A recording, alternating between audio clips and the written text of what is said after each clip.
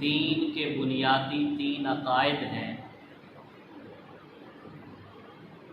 جو بڑی اہمیت رکھتے ہیں، جن میں پہلا توحید، دوسرا رسالت اور تیسرا آخرت۔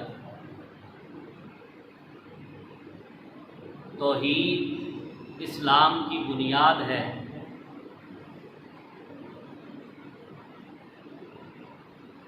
نہ صرف اسلام کی بنیاد ہے بلکہ اسلامی عقائد کی بنیاد بھی توحید ہے۔ اور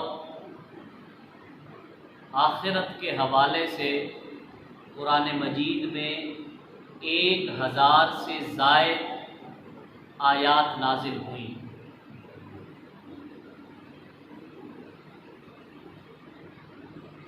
ان 1000 سے زائد آیات جن میں قیامت کا ذکر کیا گیا،